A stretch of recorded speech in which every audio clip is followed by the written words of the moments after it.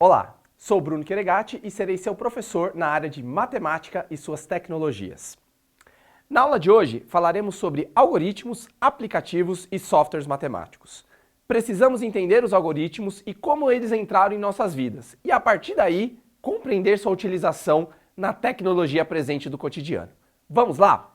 Bom, pessoal, vamos falar então dos algoritmos. Afinal de contas, o que significa essa palavra, né? Antigamente ela não era uma palavra muito utilizada, a gente nem tinha muita noção do que era um algoritmo, mas hoje, com a febre da internet, comunicação, essa palavrinha sempre aparece, né? Ah, é os algoritmos de busca, é os algoritmos do software, é o algoritmo de desempenho da empresa, enfim, o que é algoritmo, tá?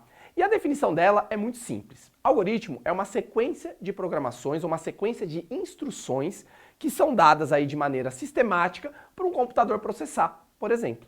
Tá? Isso pode ser desde operações matemáticas, ou seja, você instrui o computador a fazer operações, e foi daí inclusive que surgiu a tecnologia dos algoritmos, como também executar funções programadas de software. Por exemplo, abra o programa, feche o programa, execute a varredura do sistema, coisas do tipo relacionadas aí, tá bom?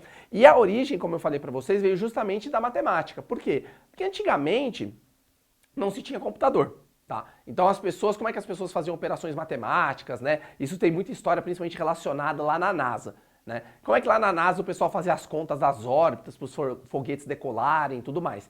Eles tinham as pessoas que eram chamadas de computers ou computadores, que eram pessoas que faziam cálculos rapidamente e processavam lá as informações que precisavam ser feitas. E aí o que surgiu com o computador? Foi você criar dentro de uma estrutura de hardware, né, de uma estrutura lá montada, instruções para que esse hardware fizesse as operações mais rapidamente. E aí como que surgiu os computadores? A partir daí, elementos para que se fizessem as contas mais rápido e aí, consequentemente, você poder também desenvolver as coisas mais rapidamente devido ao fato das contas serem feitas mais rápidas. Tá certo? Então você elimina o tempo humano, vamos dizer assim, dos cálculos e coloca algo como se fosse quase que instantâneo. O computador vai lá e te dá o valor, que é o que faz hoje uma calculadora simples, inclusive. Mas no computador lá, se você abre a calculadora que tem no Microsoft Windows, ele vai lá e faz a conta exata para você. Tá? Então os algoritmos surgiram daí, instruções para se fazer contas. E aí depois esses algoritmos foram se aperfeiçoando. Você foi lá, eu não quero só que você faça a conta, eu quero que você vá lá e crie uma imagem. Aí vai lá, cria a imagem, salve a imagem nesse formato, mande essa imagem por e-mail, analise e faça pesquisa dentro desses dados aqui. Então qualquer função que você for colocar e enumerar isso dentro de uma lista de tarefas, é um algoritmo para o computador resolver. Tá? Então algoritmos é isso, instruções detalhadas para o computador executar tarefas ali dentro do seu sistema. Tá bom? Bom, além disso, os algoritmos, né, pessoal, está presente no nosso dia a dia e está nas diversas áreas. Então aqui como exemplo eu estou citando o marketing, certo? Porque o marketing é muito relacionado aos algoritmos, porque ele tem ferramentas importantes ali para você verificar a métrica se sua campanha está sendo bem sucedida ou não. Então se está atingindo o maior número de pessoas, se ela está tendo aceitação, se ela está tendo rejeição. Os algoritmos, dentro de uma determinada programação que você faz, ele informa isso para você depois de um tempo. Atingiu um certo número de pessoas, tantas pessoas clicaram no seu anúncio, tantas pessoas clicaram no anúncio da concorrência. Então ele te dá informações e a métrica se sua campanha está funcionando ou não, tá?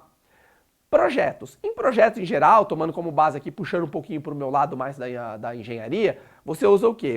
Por que você usa os algoritmos? Para fazer cálculos matemáticos para projetos complexos de engenharia. Então você está dimensionando lá uma peça importante ali para um carro ou para um avião, você monta as equações que precisam ser utilizadas para resolver aquilo e coloca essas equações no computador através de um algoritmo, falando para ele, olha, eu tenho essa equação aqui, eu quero que você resolva e encontre o valor que seja adequado para que essa equação satisfaça lá o critério da minha peça. E aí o computador vai lá dentro de uma velocidade de processamento e te dá a resposta. Então não é você que vai pegar a equação, vai lá, vai ficar fazendo cálculo na calculadora e vai fazendo certinho como era antigamente, né?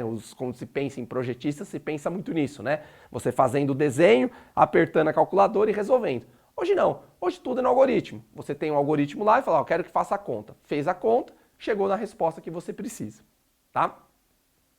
E na internet, pessoal, é aí onde ele mais se difundiu, né? Então existe algoritmo em sites de busca, que eu vou citar o exemplo aqui para vocês do Google. Você tem algoritmos de preferências de visualização em redes sociais. Você tem algoritmo de preferência de visualização em vídeos, né, em sistemas de streaming, né, seja ele qual for aí, Netflix, Prime Video, Disney Plus. O que acontece? Você tem uma preferência que você começa a assistir lá e ele vai te indicando. Olha, você assistiu esse? Pô, tem um relacionado parecido. Você não quer assistir também?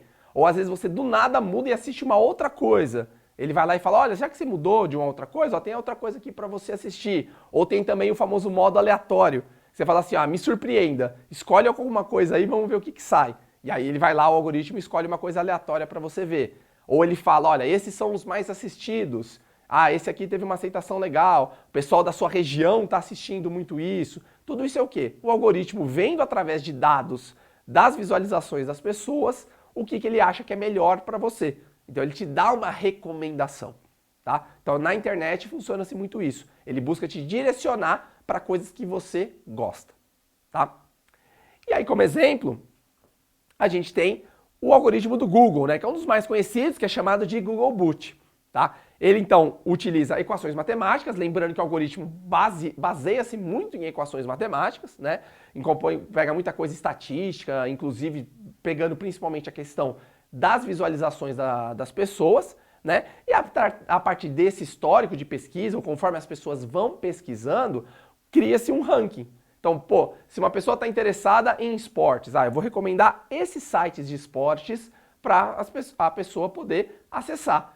Tá? Então, os sites que são mais recomendados, eles também têm que seguir certas regras. Ele tem que ter palavras-chave adequadas para que o algoritmo consiga reconhecê-lo. Ele tem que ter algumas marcações que são chamadas de tags e meta tags, para que, dependendo da busca, o usuário seja direcionado para essa página. A página não pode ser muito carregada, né? Então tem que ser uma página que você clicou, abriu, então você tem uma certa interatividade, mas não pode ser uma coisa que fique lá a internet processando muito tempo até que a página inteira seja carregada, porque senão cria-se um desgaste na visualização, e hoje a gente é tudo dinâmico, né? A gente quer tudo rápido. Então se a página demora muito para carregar, você meio que já cancela e vai para a próxima, não é verdade? Quem nunca já fez isso? Design. Sitemap, então se a página ela tem diversas funcionalidades para diversos tipos de busca, então você pode procurar página de esportes, você pode procurar página de futebol, página de vôlei, página de Olimpíadas. Se essas páginas, essas palavras forem usadas e sempre cair na mesma página, mostra que essa página é uma página o quê? Muito respeitada, muito consolidada, que é muito visualizada. Então o algoritmo ele consegue reconhecer isso e indicar para você. Tá? E a própria idade da página também, histórico. Então uma página que é recentemente criada, ela leva um tempo de maturidade para ela começar a chegar nas páginas mais procuradas. Então ela vai ganhando força dentro do algoritmo e o algoritmo vai reconhecendo, olha, essa aqui é uma página emergente, o pessoal está assistindo mais ela ou está abrindo mais ela. E aí ela vai ganhando destaque até uma hora que ela se torna uma página top de linha. Da mesma forma que uma página que começa a perder muita visualização, ela também começa a cair no ranking. Porque o algoritmo reconhece que as pessoas ao redor não estão mais acompanhando legal essa página, está com algum problema, ou ela está sendo ultrapassada aí por páginas melhores, certo? Então, pessoal, os algoritmos estão presentes no nosso dia a dia em diversas áreas, né? E como consequência disso, vários algoritmos foram sendo o quê? Juntados uns aos outros ali e criando o que a gente chama de aplicativos, ou o que a gente chama de apps, tá certo? Então o conjunto dessas tarefas e tudo mais acabaram ficando aí agrupadas, às vezes, dentro de certos interesses em comum. E aí começou a surgir também uma outra febre, né? Algo que vem se propagando muito fortemente aí na internet, que são os chamados aplicativos. Tá? Então, resumidamente, pessoal, a matemática, como é que ela trabalha isso em cima dos algoritmos? Ela entra como uma ferramenta de linguagem, onde você consegue processar esses algoritmos, e aí você reúne tudo isso dentro do que a gente chama de aplicativos, tá certo? E vamos falar deles agora, inclusive. Vamos descrever alguns aplicativos aí principais, ou tipos de aplicativos principais que existem aí sendo desenvolvidos atualmente, tá? O primeiro tipo são os chamados aplicativos nativos, que são aplicativos desenvolvidos dentro de uma linguagem própria, que são basicamente os nossos sistemas operacionais. Então, Para celular, principalmente, que a gente pensa, a gente tem muito o quê? O iOS, que é a linguagem, o sistema utilizado aí do celular iPhone, e o Android, que é utilizado em muitos outros celulares aí, principalmente celulares aí da linha da Samsung, né, a linha Galaxy, a linha da Xiaomi também, utilizam esse sistema. Tá? Então são linguagens exclusivas, focadas para esses sistemas operacionais e os programas são desenvolvidos em cima dele, certo?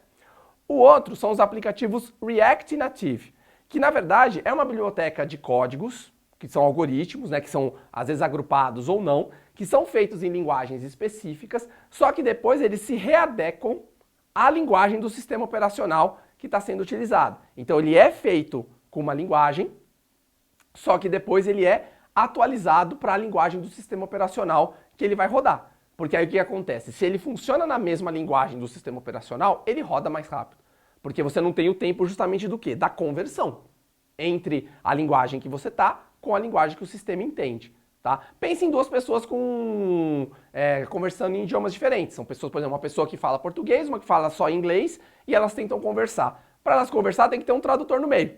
Então o que se elimina no React Native? Você elimina o tradutor. Você já faz a tradução direta e aí continua funcionando.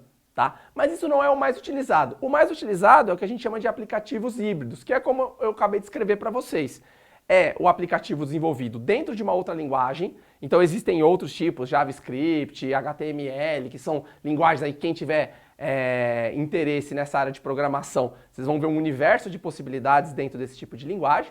Tá? E aí você tem o software desenvolvido nessa linguagem e ele é adaptado a funcionar dentro do sistema operacional que você quer, seja iOS ou Android. Vocês devem ver muito isso, né? Vocês vê às vezes propaganda de algum software ou de algum aplicativo ou de algum jogo principalmente, aí sempre às vezes ali fala, ó, funciona em iOS e Android. O que significa? Que ele tem a linguagem própria, mas ele consegue ter esse mecanismo de tradução para funcionar dentro dos sistemas operacionais. Porque também, pessoal, hoje, dada essa questão de aplicativos de celular principalmente, se o aplicativo não funcionar em iOS ou funcionar em Android, ele não vai funcionar em celular nenhum praticamente. Né? Então esses aplicativos geralmente híbridos foram os que mais difundiram para justamente ter essa versatilidade. Apesar de ter um custo um pouquinho maior de ter essa tradução, vamos dizer assim, intermediária entre o código dele e o código do sistema, mas ele é mais fácil de ser feito e mais fácil de ser difundido.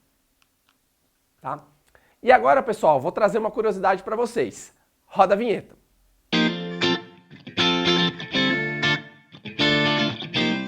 Então, pessoal, como eu tenho explicado aqui, os apps são o que a gente chama de aplicativos. E app, pessoal, veio da abreviação do inglês chamado application, que significa o quê? Aplicação. Então, você pensa no quê? O app, ele vai ter uma funcionalidade. Por exemplo, um que ficou muito tempo na moda era aquele app que você usava quando você estava fazendo uma corrida, né? Aquela corrida matinal. Você vai lá, liga o app, por onde que eu corri, quanto eu percorri, quantos passos eu dei e tudo mais. Então, o que o app tem? Ele tem uma aplicação. A minha aplicação é contar o número de passos, ver lá o seu batimento cardíaco, estimar quantas calorias você perdeu naquela corrida. Essa é a função dele. Eu queria um que fizesse controle da minha dieta, ou eu registrasse o que eu comi e ele fazer um registro de quantas calorias eu ingeri naquele dia. Aí você vai o quê? Usar um outro app ou uma outra aplicação, uma outra application, como vem do inglês. Por isso que quando a gente tem o celular, né, a gente fica com milhares de apps aí. Porque geralmente cada um tem sua funcionalidade. E quanto mais simples ele for, a aplicação ser mais simples, mais fácil também ele ser desenvolvido. Por isso que existem hoje muitos desenvolvedores de apps. Né? Desenvolvi um app que faz isso. Hoje até trabalhos acadêmicos em faculdades, até escolas, o pessoal já está conseguindo desenvolver app quando as funcionalidades são mais simples. Então, app é aplicação. Qual é a aplicação que você vai desenvolver para aquele algoritmo? Legal? Bom, pessoal, e aí para resumir tudo isso, né, essa enxurrada de informações de apps, software, algoritmos e tudo mais, né? Não tem como escapar, né, pessoal? A gente precisa, dentro de um estudioso de matemática e querer entender matemática, você tem que entender os algoritmos e ter a capacidade de montar pequenos algoritmos. Para você entender a lógica por trás das instruções de como fazer. E aí, claro, se você se aprofundar em cima desse assunto, aí sim estudar problemas mais complexos, tá? E aí, a partir do momento que você entende algoritmo, você pode expandir apps, softwares e tudo mais. Fechou, pessoal? Então, a gente está encerrando aqui a videoaula referente ao tema algoritmos, aplicativos e softwares matemáticos. Espero que vocês tenham gostado e se quiserem, claro, se aprofundar mais no assunto, não deixem de acessar nossa plataforma Saiba Mais. E para encerrar, vou deixar uma frasezinha aqui para vocês que diz: a tecnologia deve seguir para enriquecer o ambiente educacional, propiciando a construção de conhecimento por meio de uma atuação ativa, crítica e criativa por parte do aluno e do professor. E o autor da frase é Betega, de 2010. Bons estudos e até a próxima. Tchau, tchau.